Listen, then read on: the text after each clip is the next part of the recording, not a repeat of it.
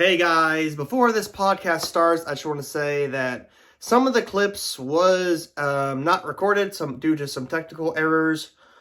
My bad, but we still have a great conversation with Nick, and he's got new music out, so please go check it out. He's a great guy. Had a great time talking to him, and we'll definitely have him back on the podcast. So just a fair warning, at the end there, it does cut off. So my bad on that, but make sure to go check out all his stuff. Links in the description below. And welcome to the Perfect Fourth Records podcast, and I'm with a very special guest. I'm with Nick Kitchens. How you doing, man? Hey man, I'm good. How are you? I'm doing good. Of course, I know you, but for everyone else that Right. doesn't, how about you introduce yourself, who you are, and just the floor is yours. Okay. Yeah. I'm Nick Kitchen. I'm a singer-songwriter I'm now basically outside of St. Louis, Missouri, but I'm originally from northeastern Kentucky. In addition to that, I also am active in church worship. Over the years, been anything from a worship pastor to a choir member. It just kind of depends on the church and what's been asked of me. But the last few years, it's just been kind of a bit of a duology. You know, I do the singer-songwriter thing outside of church, and then on Sunday mornings, every so often, I'm on stage helping lead worship. Cool. So, where do you think you're like? Everyone has that moment when you're a musician. You have that moment like where you realize, well, this is my personality now. Do you remember that for you? Uh, yeah, I think probably summer of 2021, surprisingly, considering I've been doing this since I was 11 in some form or Interesting. fashion. Yeah. But just I don't know. For a long time, all I'd ever really done is sung other people's songs. I hadn't really done a whole lot of like writing, and the little bit of writing I did was very collaborative, which is great. I love that. Yeah. But I never really took time to sit down and say, okay, well, this is maybe what I have to say about certain things, and try and put that into something that is listenable too.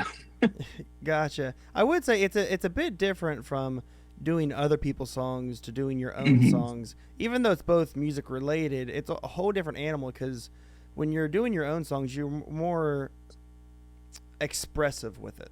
You have more Sure. freedom to be expressive.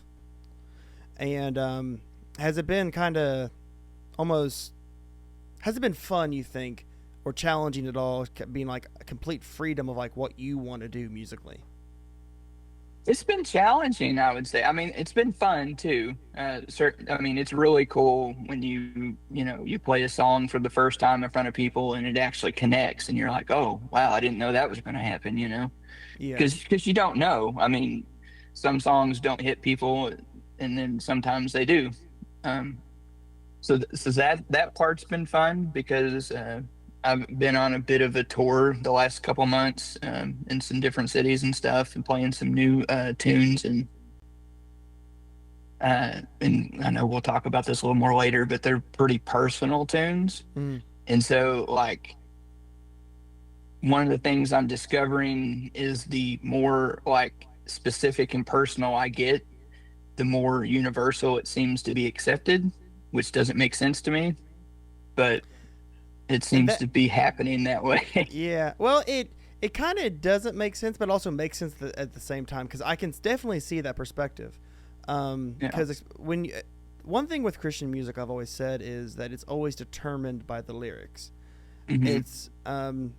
It's like when you go to Apple Music and you look up genres, Christian music is the only one where it's determined by the lyrics, and Yep. it's not a genre.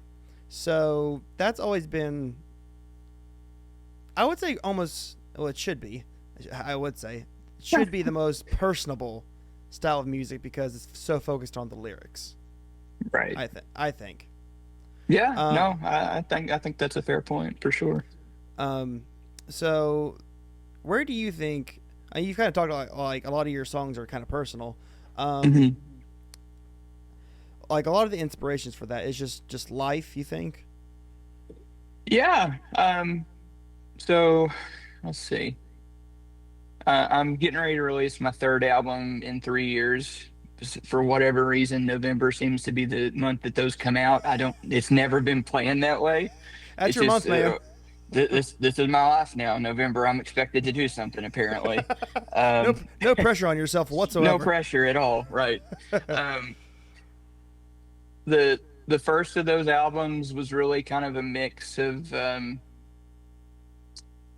relationship focused kind of songs.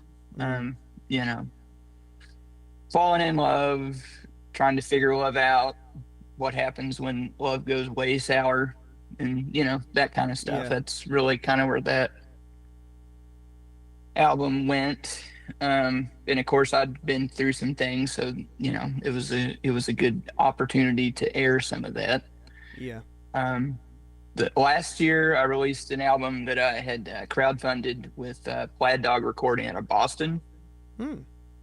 Um, and that was a neat experience. I got to actually go into like a commercial studio and work with like session musicians and have like an actual someone who produces for a living work on some Yeah. of my stuff, which is kind of weird in a way when you've never done that before, Yeah, because like, when you go into that environment and you're not used to it, you're like, whoa. oh, I know, because the whole time I mean, it's that constant battle between, okay, this is my song, it needs to go that way, versus this dude is his specific role is to tell you you can't go that way, you shouldn't go that way. I mean, if you Yeah, want to go that way, you can, but you really shouldn't. And so there's that constant tension going back and forth, yeah. and that was hard to get used to, but Oh, I bet, I bet. but it was but that was good. I had an opportunity to collaborate with Derek Webb, who was with Caden's Oh, Call. yeah, He and I have struck up a friendship over the last few years, and so he and I were able to work on a song together, and he actually sang on it, so that was kind of cool. man. You said Cademan's Call, and that just I haven't thought about that band in so many years. That took me way back, man. Oh, I know, man. I told him when we were first starting to get to know each other. I mean, I remember riding in the car with my college roommate, listening to "In the Company of Angels," and Yeah, just like singing my head off, and never in 100 years that I think I'd know anybody from that band like 20 years yeah. later or anything. But Kind of funny how that works sometimes in it life. really is. It really is. And then so this year, I've actually been working on a grief focused record. Hmm. Yeah. Um, I think we've talked about this, but I'm not sure. My mom died 5 years ago. Hmm. And that was, it's tough, obviously, Yeah. Totally. but it was one of those things where I did not take time to deal with it, Right. like internally. I was living in Nashville at the time, and when that happened, I packed up and moved back to Kentucky and was just kind of focusing on being there for family and stuff. And Right. so there just wasn't really time or opportunity, because you can't, it's hard to be there for somebody if you're falling apart yourself. So, Yeah.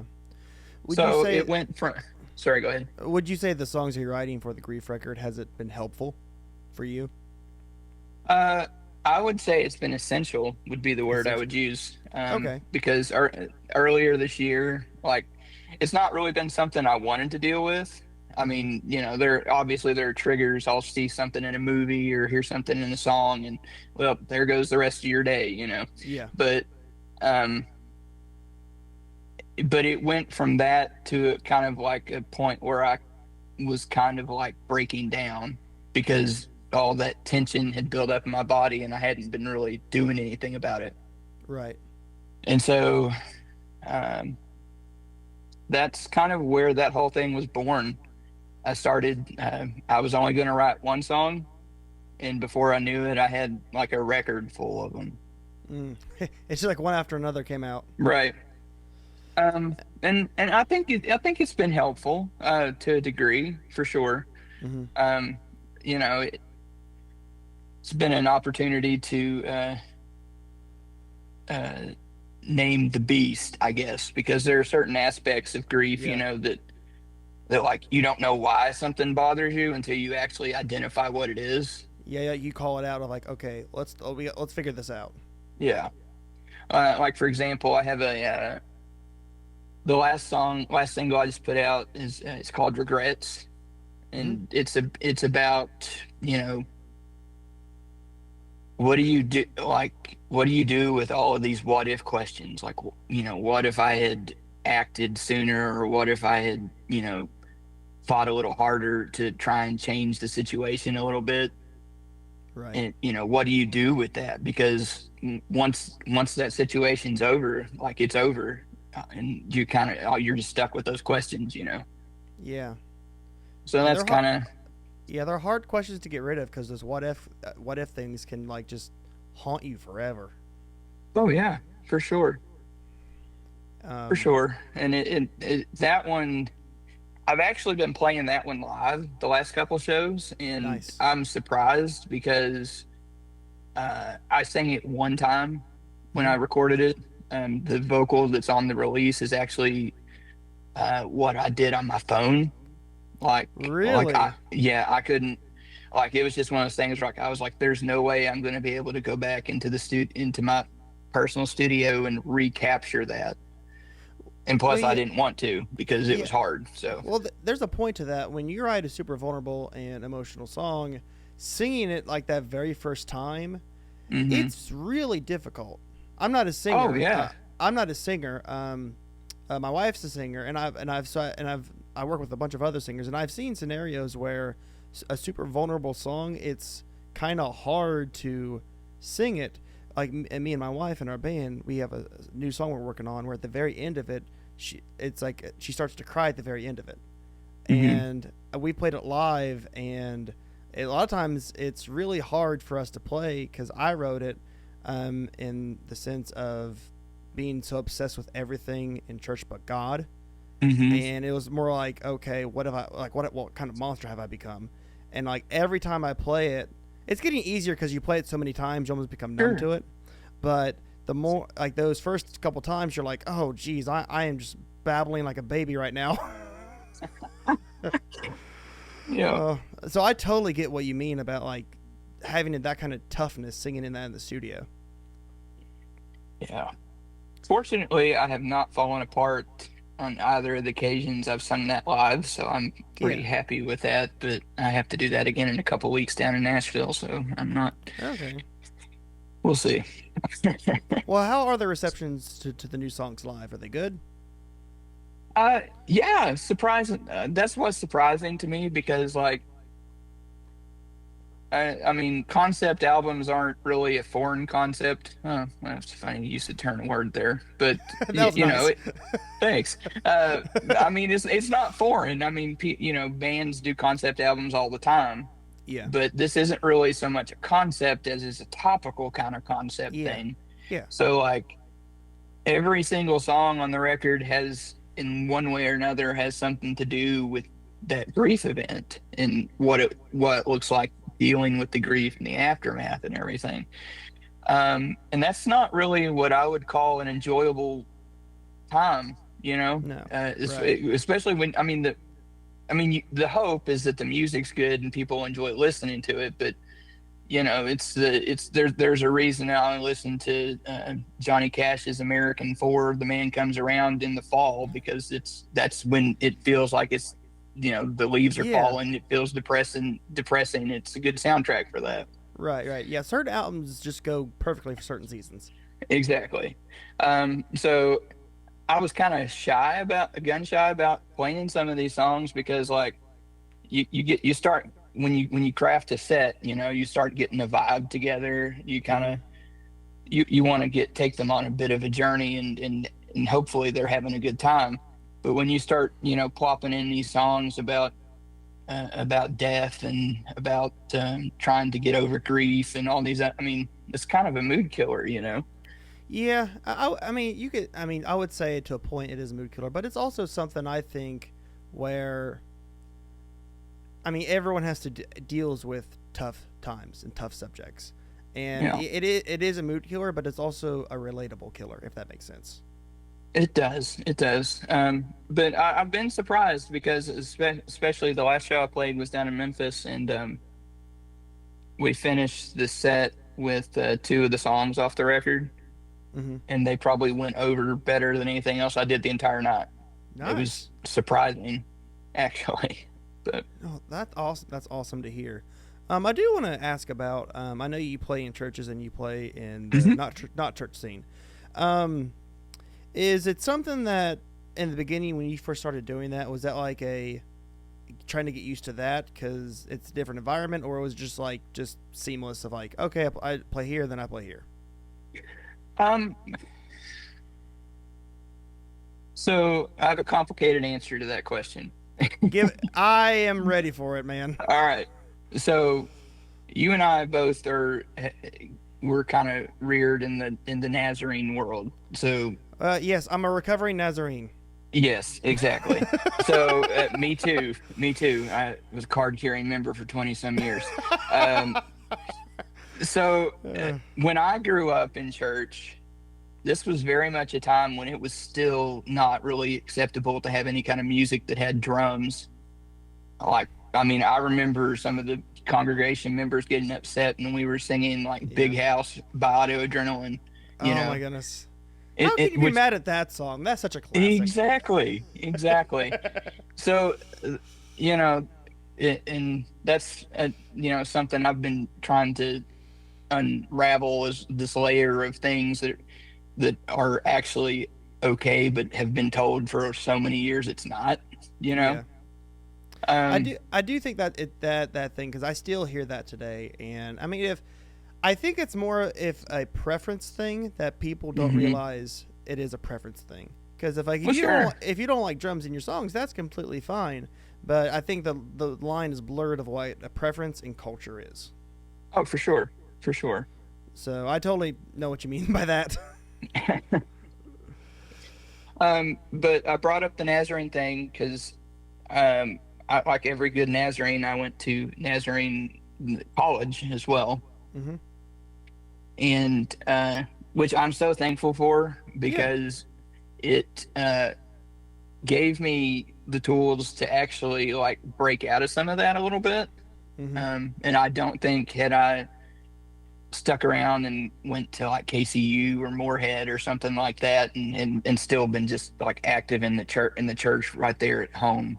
I Right. don't think if I hadn't branched out and moved away for a while that I don't think I would have had the same insight that I was able to get at college.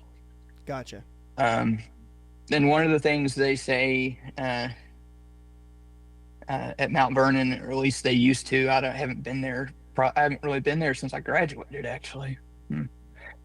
Um, One of the things that they're big on is saying that all truth is God's truth, hmm and all beauty is God's beauty, essentially. Yeah. And that stuck with me, especially because like 2008 ish, I'd been singing in a Southern gospel quartet, and that was when I kind of started, dabbling in songwriting and trying to put my own kind of record out. And that was a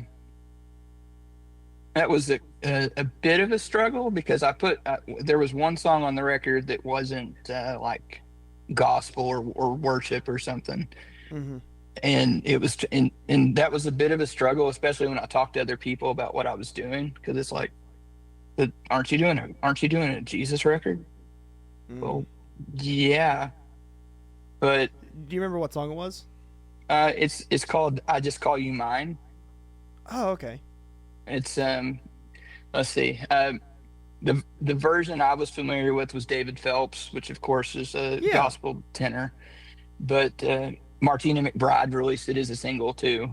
Okay. So, um, so that kind of like started to jar me because there's this it's this duality, right? Because like Yeah.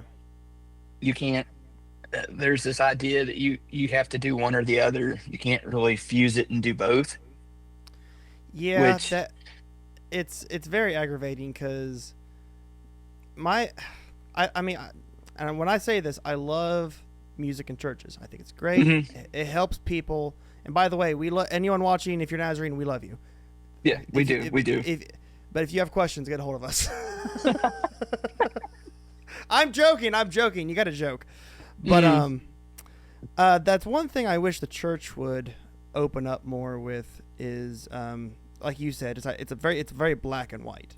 And unless you do the certain style of music in church, if you like to play another style, you have nowhere to play. Like, let's say there's a band a dude who makes music like Radiohead, and he's a Christian, and he wants to make music that sounds like Radiohead. I don't know what that is.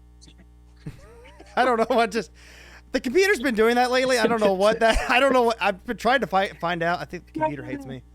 But anywho, it was just a bright idea, I guess. But like, if a guy who really likes Radiohead and he plays that style and he's a Christian, he doesn't really have anywhere to play, because he's been taught of like, okay, if you're a Christian, you have to play that "How Great Is Our God" and "How He Loves" 15 times in a row. Exactly. Which those are great songs, but it just kind of puts yourself in a box. Oh, absolutely. Yeah. I mean, you remember Warped Tour, right? Oh yeah, big time. I can't remember what year it was. It was like 06, 07, or 08. It was when Under Oath was on there, and a lot of those heavy bands were all Christian at the time. And there was even Bible studies on Warped Tour. And I mean, if you think about that now, that's like, what? That's just wild to hear. And then something happened in the 2010s that musically, lyrically, Christian music had a weird shift, that the only real popular style of Christian music was what you hear on K-Love or modern praise and worship, which is fine and great, but it goes back to your thing. It's very black and white. There's not much creativity. Well, what is the slogan? Positive and encouraging. Yeah, positive, encouraging, K-Love. Well, that's good. I'm all for encouraging people. I think that's a spiritual gift, and I love the people that have that, because they do such a great thing for people.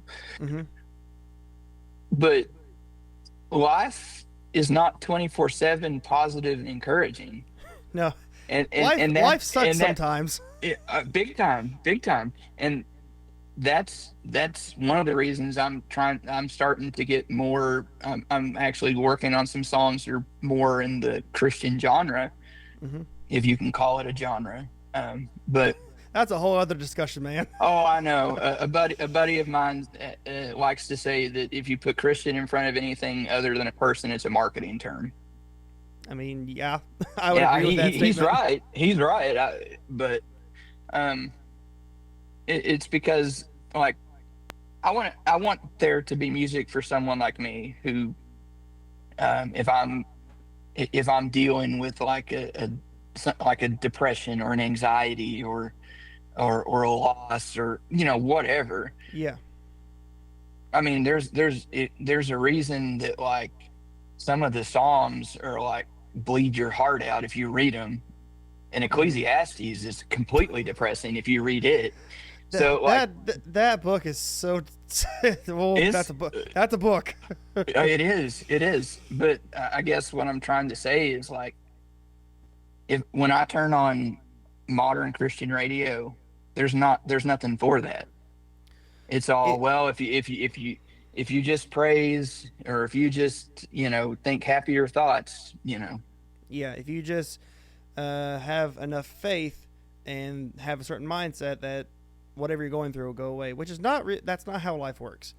No, I mean, like, I could just show you plenty of places in the Bible. It's like, if someone's down, it's our duty to lift them up. Sometimes I've told other people, half the time when someone's down, you don't have to telling them that, just encouraging them when they're down. That's not the only way to help them. Sometimes just being there and listening to what they're going through helps them better, I think. Oh, no, I absolutely think you're right. One of the things I've learned through this whole grief experience is that Generally speaking, there's nothing you can tell somebody when they're in the middle of that can help them. I Right. mean, because most people already know Jesus loves them and that He's there for you and all of that. They understand and know that already, Right. but that doesn't help the pain and hurt they're having right there in that second. Yeah, and the only thing that can really help that is just time. Exactly. Exactly. So, the best thing I can think of is just like you said, being present. Yeah. Trying to be proactive about trying to help them with needs that maybe they're not thinking about because they've got 100 other things going on in their head right now. Hmm. So, Um, we're kind of on the same point with Christian music. That I think for me, I think Christian music is probably in the weirdest spot it's ever been in. oh yeah. Because I mean, in the '80s and '90s, it was starting up. There was a lot of artists that were just super unique. Like back in the Hmm. '90s, Carmen. No one has ever sounded like Carmen, and no one will ever sound like Carmen. Nope. Nope. He was one of a kind. He was one of a kind. And then in the 2000s, you had a lot of alternative rock bands that were Christian that no one really sounded like. But nowadays, most Christian music is its own genre. That you have big pedal boards with a bunch of reverb, like Hmm. 8-minute songs that repeat stuff, and that's great for some people. But from as I think that's more geared toward. There's a thumbs up. Okay. Anywho, I think that's geared towards like those soccer moms that like driving their kids to school, and Sure. that's great. But I think our problem is where we're musicians. We're like, Hmm. I need more. Yes, absolutely. That's been one of my biggest things. So, I was a teenager in the '90s, so DC Talk was Mm. like my most favorite thing. I mean, I got down with Collective Soul, which had a little Oh bit yeah, like they didn't advertise themselves as Christians, but but everyone knew. but everyone kind of knew, and their music lent that way. Um, even when you get a little further down the road, you got Switchfoot, which Hmm. that John Foreman will be the first one to tell you they're a band of Christians and not Yeah, necessarily a Christian band. yeah. I remember hearing that so much as a teenager, and you don't really hear that anymore. That's a Oh phrase no, that's kind of been lost as time goes on, which is a weird. I don't know. That's just weird. I think, yeah, but but I think that's kind of what I'm striving for is like awesome. I don't want to be like when someone comes to see me or listens to my music, I don't want them to be like, oh, well, this is a Christian artist. Well, nah, I mean, I'm a Christian, but maybe I've got something a little more about the life experience to say than just that. Yeah, Yeah. I've always said that when you're a Christian, it's better to on how you treat people than just telling them what to believe. sure. You can reach people so much better just like being kind and patient with people than just preaching at them 24/7. Um, For sure. so I love that you're doing that. On Collective Soul, it's off topic. I've got ADHD. It's okay. Their big song where he goes, yeah. What is that song? Uh, Oh, but you know what song I'm talking Shine. about. It's Yeah, Shine, Shine. isn't it? Yeah, Shine, Yeah. Shine. Do you know he recorded that whole thing by himself? And do you know what he used to put on his voice when he did the yeah part? A toilet paper roll. I'm like, Oh, that's incredible because now that's a plug-in somewhere. But oh, you know it. in the '90s, he had to go get like a physical tool to get there. Nowadays, you can go buy the toilet paper roll plug-in for $50. Right. Oh man. Well, next question I would say is, who are you listening to? Who right now for you, like as a fan that has been like really musically been really inspiring to you? Um, that man, that's tough. So part of my problem, and I don't know, that's something else we can talk about too, is I'm very eclectic. Oh, hey, Like, that's totally fine. I love that. yeah, Me too. I mean, you might hear, like, if you listen to like some of my playlists, you might think I'm like have some kind of clinical insanity problem because, you're going from like death metal to like Broadway songs, Oh, dude, sometimes. that's my Apple Music playlist. I'll go from like death metal to Chris Stapleton. Yeah, yeah. Um, I tell you, I have been listening a lot to The Cure lately. Nice. Okay. But that's because they just had a new album drop, and so like I've Yeah. been trying to ingest that quite a bit because it's been a minute since they put anything out. Yeah. Which I will say that did shock me that they did drop an album. I thought they would be done, but that was kind of cool to Yeah, see them come back. it was kind of shocking that it's as good as it is too, I because know. that's the thing with all these like bands that have been around for 30 and 40 years is like typically the stuff they produce in those later years is not great. Right. Right. Um, Um, I will say it's a good. I think it's a. I think more musicians should be eclectic because you don't want to listen mhm. just to the same genre over and over and over again because that'll seep into your songwriting without you even knowing. Oh yeah, I think it it's absolutely will. that's why I think most musicians should be ADHD. If you're not, you should be.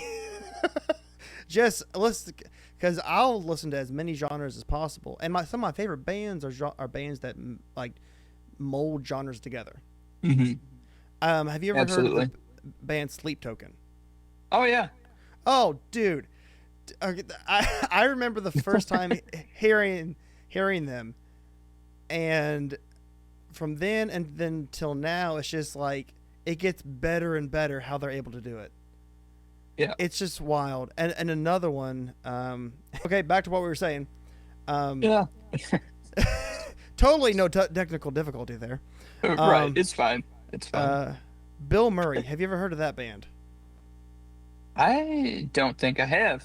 Okay, so Bill Murray, and it's first of all the best name ever.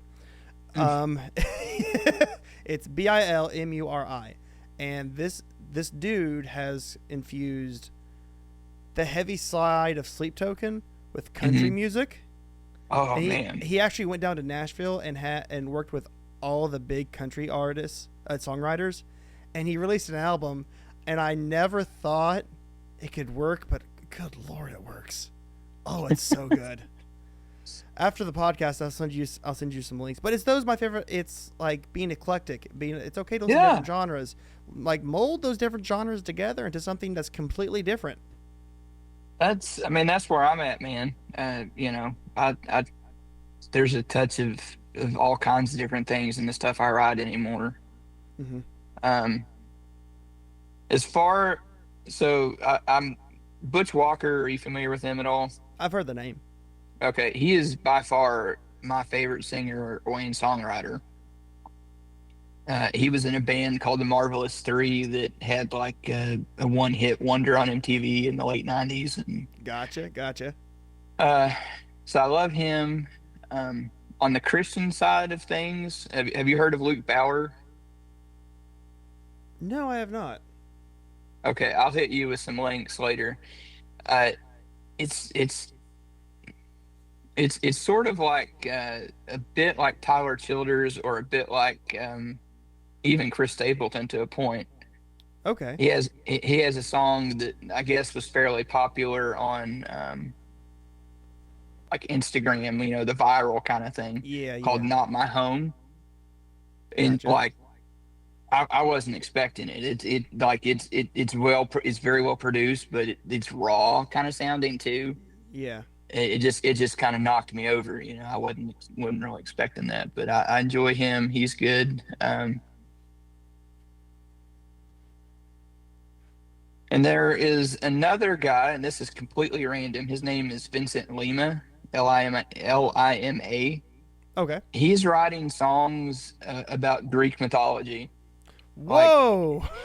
he's got a whole EP out that's nothing but songs about songs about Orpheus and Eurydice and that whole, which Oh, is great because that's I kind of love that cool. music. I love that musical Hades Town, and that's what that whole thing is about too. Okay. But Oh, that's different. but I mean, you wouldn't it's a good story, but I mean, you wouldn't necessarily think you could mine an entire musical, let alone multiple albums about it. But apparently, you can, and Yeah, he's apparently you got can. he has a really interesting voice. Like it's kind of powerful, but it's also kind of like uh, rugged sounding. Yeah. Yeah. There's one other guy that I forgot to mention. I think you would like him. His name is Chris Renzema. I think that's how you pronounce it. Okay. A singer songwriter style of stuff. The first song I ever heard him do was called "God and Prozac," which is an amazing song. It's a great title. It's Oh, a it's great fantastic title. I mean, it immediately makes me want to go, okay, I'll listen to that and see what Yeah, that's like, about. you have my attention. Yeah. I'll send you the link afterwards. But it's a All really right, cool. good, Yeah. really good. The whole album's called Mana, I believe, and it's very real, very vulnerable stuff. And but see, that's the beauty of like musicians who are like really eclectic in their listening, is that they can just listen to all of these different genres and they can get something out of it. Oh, yeah. Um, I mean, the genre of music that I love has always been rock music, hard rock, and Sure. it's in a weird spot where you have one band that is like super new, like Sleep Token, and then you'll have tons of bands come out after them that only sound like Walmart brands of Sleep Token. Yeah. And I hear on the YouTube channel I've been making videos of like kind of pushing people like, when you songwrite and you're at like, a level musically like intermediate, don't listen to any music when you're songwriting. Just go into a room, silence, and just whatever comes out, that's you. Let Yep. that be your uniqueness. So, Oh, yeah. I mean, that's I had that is one thing I'm a big advocate for is not losing your identity when you're like singing or recording something. yeah. I was in a band for a little while where um, one of the other members was kind of producing the whole thing, and he was very adamant that certain things were sung in a certain way, or well, that's not really rock if you sing it that way, so you need to do it this way. Mm. And like that stuck with me because it's like, okay, I mean, Elvis, they call Elvis the king of rock, but like 90% of his songs, if they were released today, would be country radio. Yeah, 100%. So, you know, like you can't really, you shouldn't really let anyone tell you how to handle how to be yourself. Cause you know, cause anytime you start trying to go in and be something you're not, you're the authenticity, your product's not as authentic I've and the been end down result's not as good. Yeah, I've been down that rabbit hole and it's not fun. It's forcing a square peg into a round hole, Hmm. and that always it leads to like self-doubt, it leads to like questioning your ability as a musician. Makes you second guess yourself. Right. And I know I mean, it's one thing to be able to play with anyone musically, but it's also another important thing to be like, I know who I am musically and I'm not going to change that because it's me. Right. Well, I mean, it's one thing like if you're getting a call to like, okay, well, Freddie Mercury's gone, so now the Queen has to have someone sing with them. Like, obviously, you have to sing Queen the way Queen is as best Yeah. you can, I mean, because no one's Freddie. You can't But sing Queen in the voice of Michael Bolton. It wouldn't work. right, exactly. But like when you're writing your own, when you're in an original music outfit and you're doing your own thing and you're saying, well, this isn't how Kiss would have sang it back in the 70s, so you need to sing it this way. It just That's takes away the uniqueness from it, man. Like, yeah. you know, it takes away the because that's the thing I think that attracts new people is because like it's something hearing something you haven't necessarily heard before. Exactly, and that's what makes people come back is because they're listening to something they haven't heard before. If Exactly. and if someone's already heard something, they'll think it's great in that 3 minutes they're listening to it, but they'll forget about it because they're in the pool of everything else that looks the same. Hmm. Yep. But that's awesome that on your musical journey, what you're doing now is you're kind of like being you. You're You don't care anything from the outside. It's just you and where you are and who you are. And I think that's awesome. And I mean, in my eyes, when people do that, it's always accomplishing. I think that would be the right word. Yeah. Well, and part of it too is like, and I'm sure, especially with what this week has been, you've seen it too. I mean, everything is just like a giant echo chamber of opinions, right? And Yeah. like, and the truth of the matter is, it doesn't matter how many memes or how many statements you make on Facebook. It's never going to change anybody's mind. It's never going to impact anybody other than make them angry, probably. Yeah. I mean, your Facebook post is not going to change a single person's mind. No, no. So, as someone who sits and sees some of these things, like, the first tendency is to like, okay, well, I need to comment. No, no, that's don't do that. So, like, I'm starting to channel some of the things that I'm like seeing and wanting to like speak back against or about into some of these songs, because music, and it's not to change anybody's mind. It's just I'm just trying to express what I'm feeling or thinking about something.